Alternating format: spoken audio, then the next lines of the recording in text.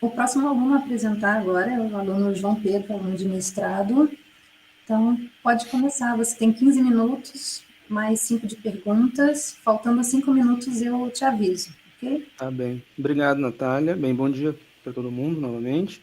Como a Natália disse, eu sou o João Pedro, sou orientado pelo professor Luiz Mundim e pela professora Helena Brandão.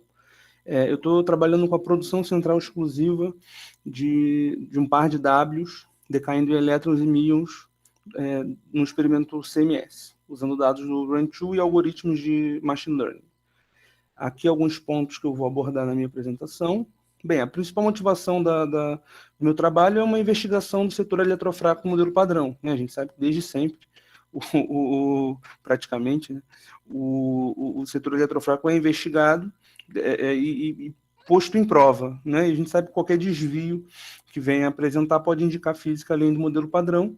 E uma outra coisa também bem conhecida é que o CMS, o experimento CMS no LHC, é um experimento de propósito geral e, enfim, é usado largamente para esses testes. Então, meu trabalho dá continuidade ao trabalho, a tese de doutorado apresentada pelo Everton, né? Ele trabalhou com esse canal também, só que ele pegou só os míons, apesar do título da tese dele estar fully leptonic, ele faz análise apenas dos Ws decaindo em míons. E eu estou considerando também o decaimento em elétrons e incluindo uma análise de machine learning. Bem, na minha análise eu investigo o acoplamento quártico entre fótons e os bósons W, que já é previsto pelo modelo padrão. Então, aqui, essas duas lagrangianas aqui de cima é o acoplamento triplo entre os 2 Ws e um fóton, e a de baixo 2 Ws e 2 fótons. Então, isso já está incluído dentro do modelo padrão. Aqui a gente tem a constante de acoplamento conhecida, a carga elétrica e tudo. Entretanto, já não é de hoje, desde a década de 80, se existem as pessoas já têm incorporado a Lagrangiana no modelo padrão termos de correção via teoria efetiva, né? Justamente nessa busca, né, de completar o modelo padrão. A gente sabe que, apesar de ser a melhor teoria que a gente tem hoje em física de partículas, não é uma teoria fundamental, né? Não há a unificação das interações e existem várias questões em aberto. Então, na tentativa de completar, digamos, o modelo padrão, essa é uma das abordagens, né? Acrescentar termos de correção, esses termos de correção eles podem tanto incluir novos acoplamentos entre os bósons de Gage, como corrigir seções de choque de acoplamentos que o próprio modelo padrão já prevê. É o caso desse processo, né? Gama-gama-WW é previsto pelo modelo padrão, tem aqui a seção de choque do modelo padrão, mas se a gente considera a correção via teoria efetiva, a gente tem esse acréscimo de alguns termos, né, que são proporcionais às constantes de acoplamento α0 e α-C. Okay? Se α0 e α-C são zero, então eu retorno a seção de choque do modelo padrão. Todos esses termos aqui vão a zero. No LHC, no experimento CMS, a gente estuda esse framework de análise, né, o que a gente chama de two-photon production. Isso também uma ideia antiga, mas a ideia geral é a seguinte, né? Partículas que estão a altas velocidades, elas podem trocar, sobreviver na interação, como no caso que eu estou considerando como minha partícula carregada do próton, ele sobrevive à interação e troca fótons que produzem um sistema central, né? Se a gente for pensar no LHC, esses prótons eles continuam lá no tubo do feixe, né? Só que perdendo um pouco de energia, e o sistema produzido por esse par de fótons, ele é detectado pelo sistema central. Bem, aqui, brevemente, o complexo de aceleradores do LHC, o LHC, esse círculo aqui maior, né, com 27 km de diâmetro, acelera prótons e íons pesados. No meu caso, da minha análise, a gente analisa colisões de prótons aqui no CMS. Esse é o detector CMS, ele é feito constituído de subdetectores, cobrindo, né, toda a região em torno do ponto de colisão, que é essa região central aqui. Então, a primeira parte é um detetor de traços, para medir o traço de partículas carregadas. Depois vem os calorímetros, né? Primeiro o calorímetro eletromagnético, mede a energia de elétrons, pósitrons e fótons. Depois o calorímetro hadrônico, que mede a energia de hadrons, né? São partículas formadas por quarks. E a parte mais externa no detector de míons.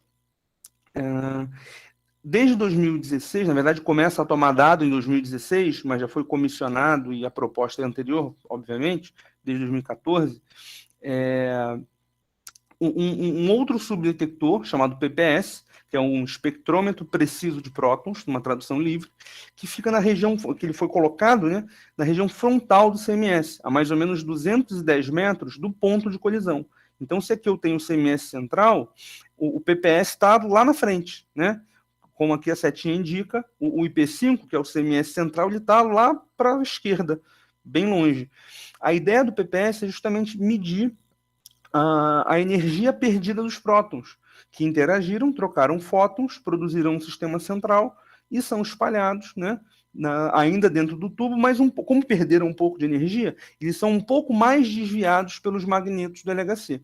Então, esses Raman pods são estruturas, né, que levam detectores bem perto da linha do feixe, para poder medir justamente a fração de momento perdida dos prótons. De 2017 para cá, também foi introduzido detectores de tempo, para medir o tempo de voo, quer dizer, o tempo que o próton levou para sair lá do detector central e chegar aqui ao PPS. Então, esses XIs aqui, eles medem exatamente a fração de momento perdida dos prótons na interação no detector central. O framework da minha análise é, como disse lá no começo, produção central exclusiva. É exatamente esse caso. Quando prótons interagem, produzem um sistema central e os prótons em si são espalhados frontalmente, a pequenos ângulos, né, da interação original. E o grande barato do PPS, né, a grande inovação, é conseguir, através da medida desses prótons aqui, né, da fração de momento perdida, a gente consegue inferir propriedades do sistema central, através dessas duas formulinhas aqui, né? Aqui eu tenho a informação do PPS, que vai me dizer informação sobre o sistema central. E aqui também informações que o PPS mede, que me diz a respeito do sistema central, que é a massa invariante e aqui é a rapidez. No caso do meu trabalho, o sistema central produzido é um par de Ws, dando origem ao gama-gama, né? 2 fótons, que vão dar esses Ws, e os Ws decaem leptonicamente. Então, esses leptons aqui podem ser míon, ou elétron, né? Ou um par de míons, ou um par de elétrons, ou o canal cruzado, onde um é um míon, outro é um elétron, e 2 neutrinos, que eu vou tratar deles daqui a pouco. Uma coisa interessante já de dizer de agora é que o CMS não detecta neutrinos. A gente sabe que os neutrinos eles interagem muito pouco com a matéria, então eles não deixam traço, nem de energia, nem nada no CMS. A gente consegue inferir eles a partir da conservação da energia do momento. Vou voltar nesse ponto daqui a pouco. Bem, aqui o sinal de interesse, o que eu procuro, né? 2 fótons dando em 2 Ws, e eu estou interessado nesses 3 canais aqui. 2 míons, 2 elétrons, canal cruzado. Isso corresponde a 4,68% de todos os canais de decaimento desse processo. É importante também dizer que os demais já existem pessoas dentro do CMS fazendo, né, trabalhando com eles. Eles têm um branching ratio, né, uma razão de ramificação, também numa tradução livre, um pouco maior. Né, já existe, só que jatos, não vou entrar nesse assunto, mas jatos são mais difíceis de análise. Trabalhar com leptons é um pouco mais fácil. Aqui os backgrounds que eu utilizei, backgrounds são eventos cujo estado final se assemelha àquilo que eu procuro, então eu posso confundir, na hora de procurar o meu sinal, posso confundir com o background. Então, a primeira etapa, na verdade, da análise é ver se os meus backgrounds somados estão de acordo com o dado real, com o que o CMS mede de fato, certo?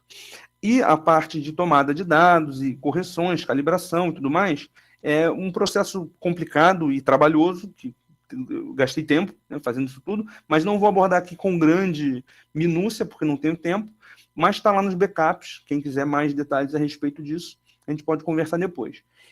Eu analisei dados de 2016, cuja energia de centro de massa é de 13 TeV, e a luminosidade integrada de 9,81 inversos femtobards. Também as samples completas estão lá no final. Bem, os cortes de seleção, né? Os primeiros cortes assim, mais leves que eu fiz, só para construir esses arquivos aqui, que são chamados de N-tuplas, são arquivos mais simples do que a colaboração nos fornece. Eu fiz esses cortes de seleção aqui bastante primários, né? Exigi pelo menos um elétron tight. Tight é um critério de identificação forte, né? Que com certeza é um elétron. E isolado, ou seja, sem muito movimento no detector em volta dele, sem nenhuma produção de outra coisa perto dele. E pelo menos um míon também isolado, ou pelo menos um míon isolado, com energia transversa maior do que 24 GeV. No caso do elétron, essa energia transversa era maior do que 27 GeV. Os dois leptons de maior PT... Com licença, João. Você tem 5 minutos. Tudo bem, obrigado. Os dois leptons de maior PT devem ser de carga oposta. Esse corte nos leptons me diz que ele tem que estar na parte central, né? E o vértice primário nessa posição central aqui também, né? Tem a ver com a aceptância do detector.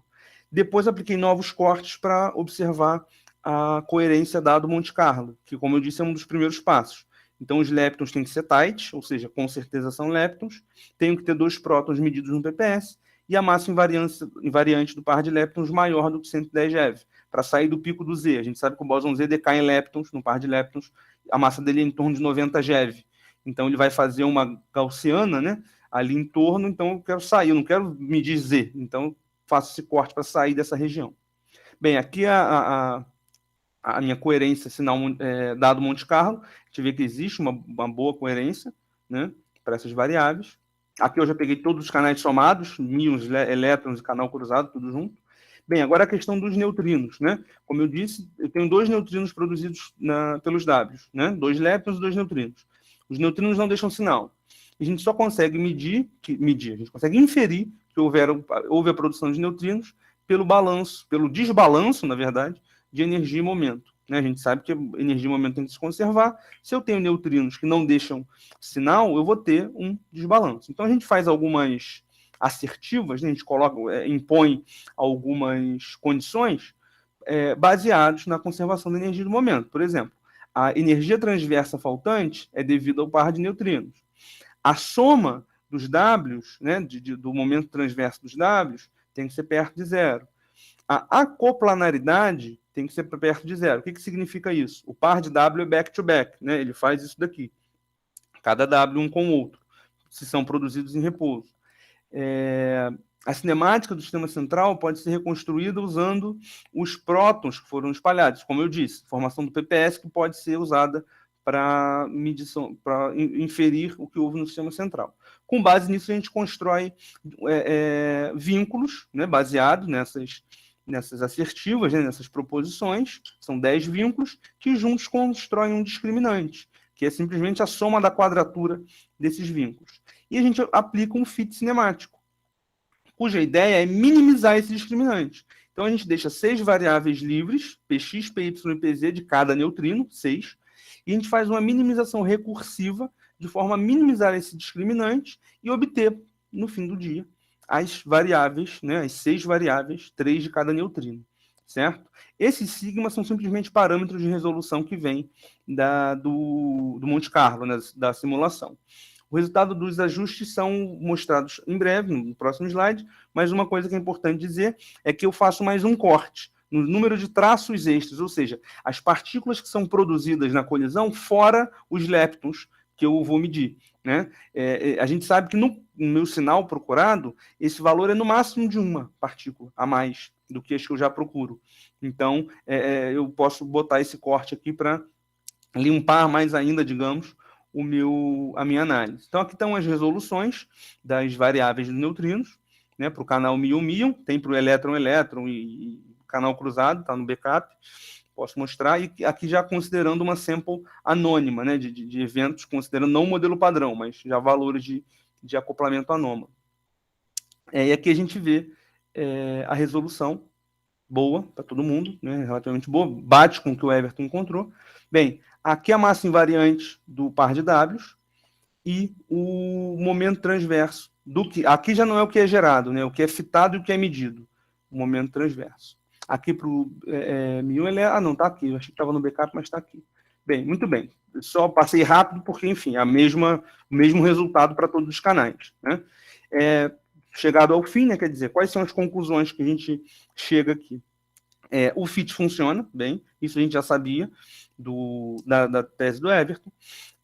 Além disso, o fit pode ser, esse discriminante ele pode ser usado na separação sinal-background, porque os meus outros eventos de background eles não vão ajustar bem, esse valor de discriminante vai ser naturalmente mais alto do que para o sinal, isso também foi mostrado pelo Everton. E eu vou mostrar, na verdade já mostrei, só não quis incluir aqui ainda, mas já está mostrado. Só que a gente sabe que hoje, atualmente, algoritmos de machine learning têm sido usados largamente em física de altas energias. Então, a ideia é substituir o fit por um algoritmo de machine learning, que não vai ter parâmetro, não vai ter nada, só vou ter variáveis que eu vou colocar como input nesse algoritmo, ele vai aprender como se comportam esses eventos, e no fim do dia ele vai me dar as variáveis de neutrinos. E aí eu vou usar as variáveis de neutrinos para calcular o discriminante que é baseado lá na conservação da energia do momento. E a ideia é comparar esse discriminante. O que é feito pelo fit, por uma minimização recursiva, e o que é obtido pelo machine learning, e no final do dia, né, quer dizer, a conclusão da análise é dizer qual o método mais eficiente. Certo? Enfim, é isso. Talvez eu tenha estourado em alguns segundos. Perdão. Só alguns segundos. Obrigada, João. Excelente apresentação. Obrigado. Alguém gostaria de fazer alguma pergunta para o João? O João Paulo gostaria de fazer uma pergunta. João Pedro, tá me ouvindo? Diga, tô. Primeiramente, parabéns aí pela sua apresentação. Obrigado. Volta nos últimos slides, aquele Moon Channel, é mais uma dúvida que eu tenho. Aqui? Isso aí. Nesses gráficos aí que você mostrou primeiro, você vê que tem tipo uma ponta, né, em cima da curva, né? Eu acho que essa curva vermelha é meio que a tendência, né? Aí eu fiquei meio curioso, né? O que seria essas pontas acima da curva? Na verdade... Sinal a mais? O que seria isso? Não. É diferente dos gráficos que eu mostrei antes da concordância dado Monte Carlo. Aqui não é o caso, né? Aqui, na verdade, isso aqui é só uma gaussiana que eu ajustei para eu poder tirar a resolução. Esse sigma aqui é uma resolução que vem da gaussiana ajustada a essa resolução. Então, eu poderia, por exemplo, pegar essa gaussiana e colocar o range dela, né, o intervalo, de menos 50 a mais 50. Aí eu teria um fit talvez mais acima aqui. Mas isso não é algo grave, digamos. Não é algo... Né? Entendi. É só do ajuste mesmo que você fez. Isso, exatamente. É só uma curva que eu passei. Não é dado, não é nada disso. É só um ajuste de uma gaussiana. Tá. Ótimo. Parabéns. Valeu. Nada. Obrigado. O Rodolfo também tem uma pergunta para você, João. Beleza. Diga, Rodolfo. João, tudo bem, parabéns querido? Aí pela apresentação. Obrigado. Cara, é uma dúvida que eu tenho, assim, quando eu vejo essas apresentações de análise de dados. Eu também não sei se eu entendi.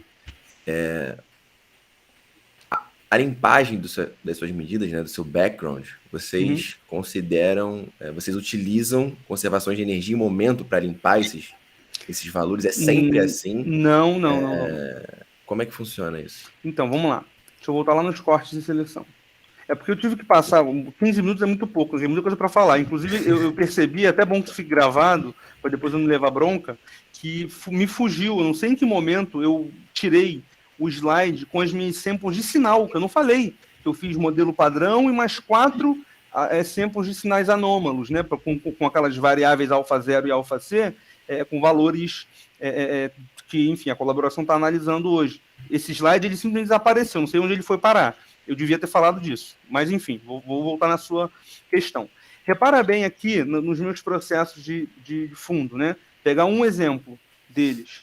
O Drelian, por exemplo. Drelian, são 2 quarks que vão dar em 2 leptons finais. Primeira coisa. Aí vamos lá aqui, ó. Eu vou falar de um corte de seleção, que é o principal aqui. O Drelian, se são 2 quarks que vão dar em 2 leptons, esses quarks são do próton. Se esses quarks dão em 2 leptons, o próton é quebrado, né? Ele se fragmenta, ele não vai sobreviver e não vai deixar sinal no PPS. Então, a partir do momento que eu venho aqui, faço esse corte, 2 prótons no PPS, eu vou eliminar muito Drelian, muito evento de background, muito evento de fundo. Eu vou jogar ele fora. Então, quer ver, isso não tem nada a ver com conservação de energia do momento, né? É lógico que não vai eliminar todo mundo, porque uma outra coisa que também não deu tempo de falar, que eu não falei justamente porque, enfim, é mais detalhe, apesar de muito importante, que você não tem um próton colidindo com um próton, você tem um pacote de prótons, com 10 elevado a 10 prótons em cada pacote. Então você pode ter mais de uma interação. Então, uma dessas interações pode ter dado Drelian, mas outra delas pode ser de prótons que vão deixar sinal no PPS. Só que esses sinais não são correlacionados. Então, quando eu vou fazer o fit cinemático, eu não vou ter um ajuste bom para o que é o Drelian. Enfim, você vê que esses cortes de seleção aqui, como eu falei aqui, a região de eta menor do que 2,4. Quer dizer, eu quero ter leptons nessa região central, porque eu tenho lá no tracker um detector que não pega partícula numa região maior do que essa. Então, o corte de seleção ele está mais baseado no que você espera do seu sinal e do que você talvez não espere do seu fundo. Então, você vai jogar muita coisa fora. Por exemplo, outro exemplo, no W mais jets, eu só tenho um lepton. Se eu exijo 2 leptons, com um PT maior do que tanto, esse cara eu já vou jogar muito dele fora. E assim vai. Quer dizer, no caso aqui, esses primeiros aqui, todos eles, o próton se fragmenta. E esses últimos aqui também. Você vai ter, nesse caso aqui, esse aqui, um próton se fragmenta, e nesse aqui, os 2. E no que é duplamente elástico, os prótons sobrevivem. Mas eu não tenho neutrino. Então, quer dizer, eu tenho que olhar, para fazer corte de seleção, eu olho no que se assemelha com o meu sinal e no que é diferente. Eu vou no que é diferente. Opa, isso daqui o meu sinal tem, o outro cara não tem. Então, eu vou exigir que os dados que eu estou analisando tenham o que o meu sinal tem. E aí eu vou jogar o background fora, ou parcela dele. Ficou mais ou menos claro? Acho que... Sim. Ficou. João, o Natan tem uma pergunta para você também. Diga, Natan. Oi, João, tudo bem? Parabéns pela apresentação, cara. Eu tenho uma dúvida geral sobre a forma que vocês fazem o tratamento de dados, que eu ia perguntar ontem pro Gabriel, acabou que eu não perguntei, ficou para você. Tranquilo. Você falou que você vai utilizar machine learning, né, para fazer o próximo passo, né, do trabalho. Uhum. A minha dúvida é, vocês têm algum argumento físico para escolher o machine learning? Porque tem vários machine learning diferentes, né? A minha dúvida é sempre como que vocês sabem que um método vai ser mais eficiente que o outro, ou você já conhece, mas então, tem um baseamento físico por trás disso, né? Vamos lá. É lógico que quando eu vou olhar escolher um método de machine learning, por exemplo, no meu caso, como eu tenho que fazer um ajuste, quer dizer, eu tenho como input variáveis reais e quero no fim do dia variáveis reais, 6, inclusive, delas, né? Que a gente chama de multi-output, né? Eu tenho mais de um output no final do dia. Eu quero 6. PX, PY e PZ dos 2 neutrinos. Então, eu tenho que usar o método de machine learning de regressão. Eu não posso usar classificação. Okay. Eu não sei o que o Gabriel está usando exatamente, mas eu acho que é classificação. Ele quer separar sinal de background. Então, ele quer, no final do dia, ele vai tirar um output com o que é sinal e o que é fundo. 1 e 0 no fim do dia que ele vai ter. Então, eu tenho que ter uma regressão. Só que é lógico que eu tenho vários algoritmos de regressão. O que pode acontecer você testa mais de um. Não tem assim, lógico que se alguém já fez uma análise com um deles, você pode ir ver que não funciona, você abre mão, você vê que funciona, você escolhe aquele. Dentro da própria teoria do machine learning, existem teoremas que dizem que um algoritmo bem estruturado, com hiperparâmetros bem escolhidos, você pode comparar, mudar a técnica, que você não muda no final do dia a tua eficiência. Entendi. As técnicas, elas são, dependendo do nível do problema, são complementares, né? Mas é isso, não tem uma motivação física. Aí você tem que estudar o machine learning, né? Não, perfeito. Entendi. Obrigado. Com licença. João, o professor Rudney também tem uma pergunta. Tudo bem. Oi, Rudney, bom dia. Ô, João Pedro, volta lá no slide seu do modelo efetivo, que motiva todo esse daí, tá? Isso. O lambdazão aí nessas equações, quem é mesmo? Esse é o cutoff, né? Quer dizer, é aquele parâmetro que vai suprimir, quanto maior a dimensão do meu operador, maior a potência do meu cutoff. Então, ele suprime a seção de choque, né? O quanto aquele operador contribui para a minha lagrangiana. E de forma mais simples do que isso. Ele tem dimensão de energia e quando você vai fazer, quando você constrói essa teoria, você supõe que esse cara aqui, ele dá a escala de energia em que a teoria de alta energia, portanto a fundamental, se manifesta. Então, exatamente. É a escala onde a gente esperaria que física, além do modelo padrão, deva aparecer, né? Você tem uma ideia dessa escala? Qual seria? Então, porque isso daqui é um pouco confuso, porque, historicamente, o que ficou nos papers experimentais são essas constantes alfa 0 e alfa c. Mas com a descoberta do Higgs, começou a se adotar uma outra aproximação, que já era feita antes, só que é lógico, a gente não sabia o nível de massa do Higgs, né? A gente não sabia se ele tinha a massa que foi descoberta ou muito maior ou muito menor, ou se existia de fato ou não. Então, existe uma outra aproximação, que está lá no backup, eu acho, né? Se eu não comi esse slide também, que vai inserir, tá aqui os papers do Éboli e do González Garcia, que vai inserir essas constantes F. São duas parametrizações distintas da mesma ideia, né? Quando você faz a aproximação via dubleto de Higgs, esse valor aqui ele é muito próximo da grande unificação, lá da 10 elevado a 14 GeV, né? Tanto que você tira aqui, é bem interessante esse desenvolvimento. Você tira um operador de dimensão 5 que resolveria o problema da massa dos neutrinos. Isso depende, então, de qual seria a extensão do modelo padrão que você está tomando. Sim, depende, né? da abordagem. Se for um SO5, um SO10, é a escala lá de 10 a 15 gigaelectronvolts ou coisa do tipo, né? Exato. Mas eu esperaria alguma coisa também de ordem mais baixa, né? Que usualmente se procura efeitos além da física do modelo padrão nas escalas de TeV, alguma coisa assim, né? Sim. O que acontece? São duas abordagens, novamente. Você tem como partir de uma teoria fundamental e aí buscar efeitos a baixa energia, digamos, da ordem de TeV. Nessa abordagem, a gente parte da energia de baixa, é o bottom-up. A gente parte de energias baixas, da teoria de baixa energia, o modelo padrão, que não é fundamental, e adiciona esses termos de correção. Nessa abordagem do Éboli e do González Garcia, esse fator aqui, só que assim, você faz aproximações, né? Você supõe a massa do neutrino da ordem de 0,1 elétron-volt e faz uma conta breve e tira esse lambda nesse valor, né? Um valor alto, que é da energia da teoria fundamental, de alta energia. Uhum. Beleza. Volta lá de novo na lagrangiana efetiva lá. Aqui. Tá. Aí você tem, pelo que eu entendi da coisa aí, né? Os operadores que você tem em L6, L8, F-mini, WW, F-mini, WW. Ok, você está acoplando com os tensores. Tá.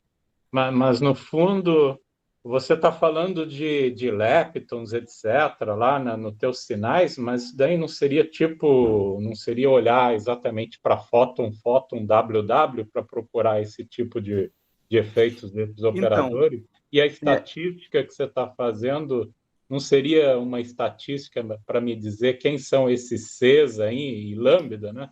Ou uma vez você fixa o lambda, dizendo qual seria a escala de energia além da física do modelo padrão, a minha estatística deveria ser nesses Cs aí, né? Se esse é o modelo que você está estudando. Não, né? mas são, então, você tem toda a razão. Qual é a estatística esperada para esses Cs, né? Você tem absolutamente toda a razão. Quer dizer, no final do dia, o que a gente esperaria é um limite superior para esses valores de alfa 0 e alfa C. Isso, inclusive, já foi feito. Vou voltar lá no backup. São coisas que eu queria muito ter falado, sim, ter colocado, mas não tive tempo. Muito bom essas questões aparecerem. Curvas de confidência desse tipo, aqui estão. Ver, né? Isso, aqui estão elas.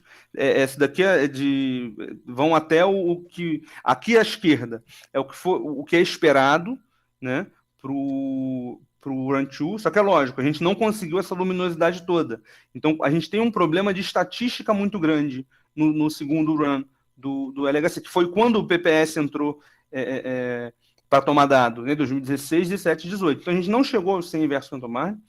E o meu trabalho, na verdade, ele pavimenta um caminho para o ano que vem, para o que virá a ser o próximo run do LHC, com uma luminosidade maior, né, 14 TeV, e com uma luminosidade integrada maior. Né? Então, essa curva da direita é o que a gente já tem medido do primeiro run, né, que em pretinho aqui, o que foi em 2012, 2013. Né? E você vê que essas curvas estão aqui no meio. Quer dizer, Consistente com zero. exatamente, exatamente. É isso, a ideia é exatamente essa. É ir diminuindo esses valores superiores para ver até qual com que significância que o modelo padrão continua válido. É lógico que se essa história de teoria efetiva ela é real, ela existe na natureza, em algum momento, eu vou ter uma produção a mais de eventos. E respondendo a tua primeira pergunta, em relação a se eu não devia estar olhando para WW, eu estou olhando para WW. Por quê? Lá no tubo da LHC, o que eu tenho? Prótons que trocam fótons que produzem Ws. Então está aqui o meu acoplamento. Gama, WW. Só que a vida média desses Ws aqui é muito baixa. Eu não meço W diretamente. Um deles decai em lepton mais neutrino e o outro também. Então, por isso que eu falo, no fim das contas, experimentalmente, na medida de míons e de elétrons, e indiretamente de neutrinos. Porque eu vou voltar no que é feito lá, no que é produzido na interação. Tá, beleza, obrigado. Desculpa interrompê-los. Agora nós temos que dar prosseguimento. Ah, tá, desculpa. Eu e o Rudine, a gente acabou se empolgando. Ótimo. Tá, ótimo. Obrigado, gente. Mais uma vez, obrigada, João. Parabéns.